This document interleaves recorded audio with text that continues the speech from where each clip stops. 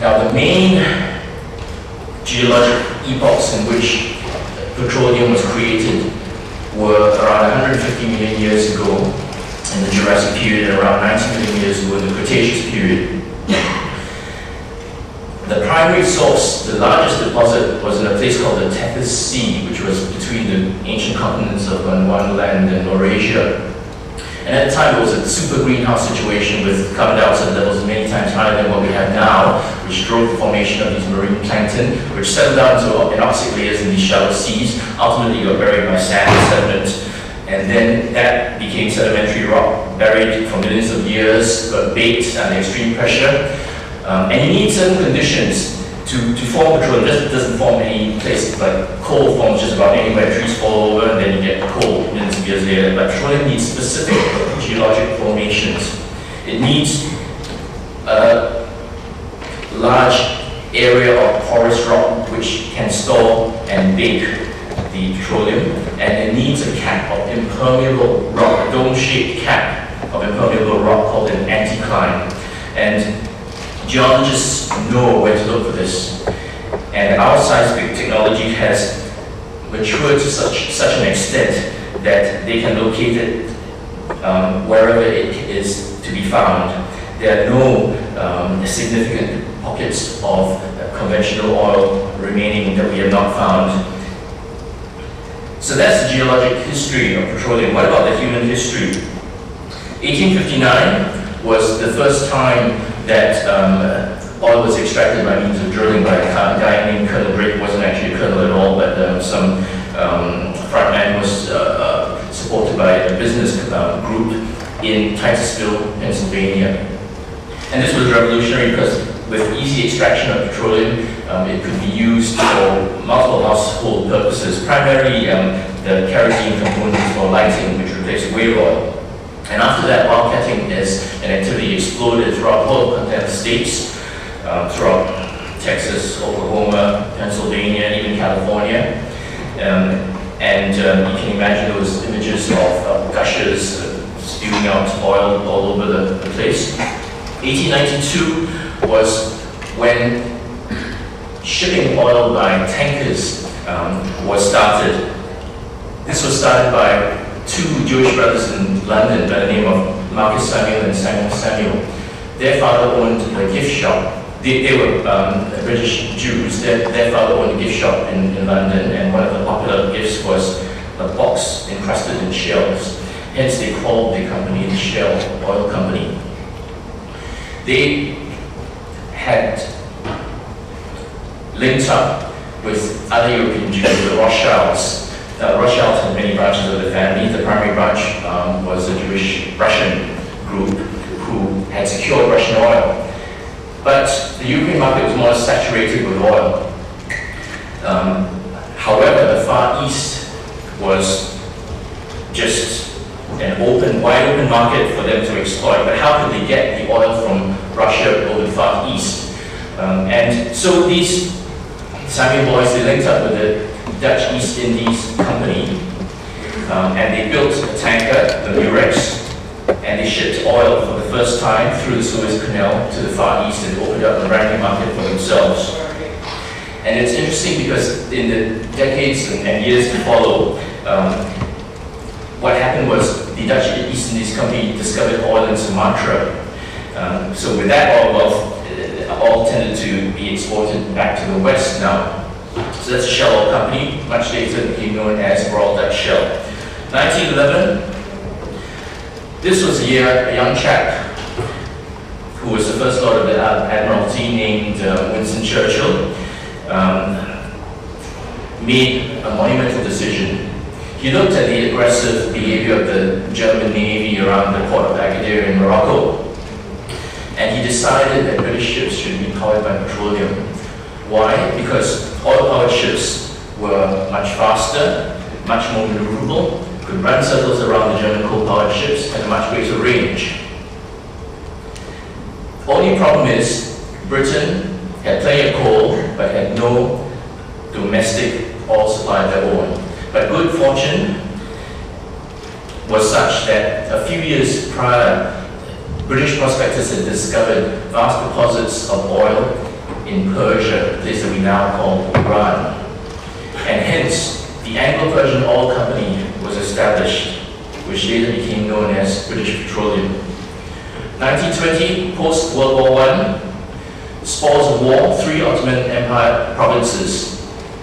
The British decided that they would plunge these 3 provinces of Basra, Baghdad, and Mosul together and call it Iraq, which was strongly opposed by Tiki Lawrence, who we know as Lawrence of Arabia, because they were culturally distinct, antagonistic towards each other. The only way you could hold them together would be by means of a brutal dictator. Nevertheless, it was the political decision of the day. If you really wanted to follow the geographic boundaries of that place called Mesopotamia, you really should include all the land between the Tigris and Euphrates rivers.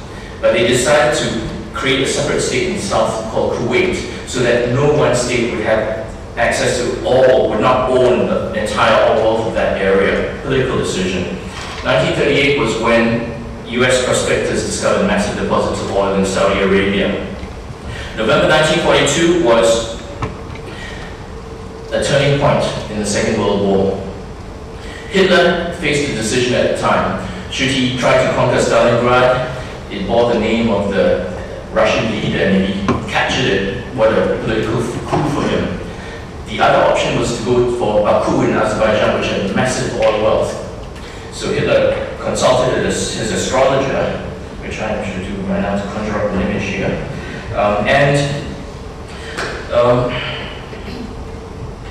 he decided to go for Stalingrad, and as you know, his army was bogged down in that bitter winter of 1942. And not only that, he lost control of Baku in Azerbaijan, and therefore lost control of his oil supplies, and that was when Hitler lost the European War. 1951 was the year in which Mohammad Mossadegh was democratically elected as leader of Iran, ancient Persia, if you will. And Mossadegh was a very inconvenient person for the British, because he wanted the oil wealth which came from his own country to be used for crazy things like schools and hospitals and roads and infrastructure. And so he wanted to renegotiate this cozy deal, which had favored the British for so many years. And not only that, the Russians were eyeing the Iranian oil and were happy to pay a better price or even resort to militaristic means. Now, this made America very uncomfortable. At that time, America was chock full of oil. America had plenty of their own domestic oil. They were the Saudi Arabia of the world, but they didn't like this potential superpower confrontation in the Middle East. So, after speaking with the British officials, the Americans decided they'd hatch a plan so cunning you could put the tail on it and call it a weasel. They got Kermit Roosevelt, who was the grandson of Teddy Roosevelt and an employee of the CIA in 1953, to go to Iran, and with a few $1 million, he was able to hire street thugs to create riots in the streets. He bribed newspaper editors to write nasty things about Mossadegh, saying that he was a homosexual, that he was not a popular leader, that he was corrupt, all lies.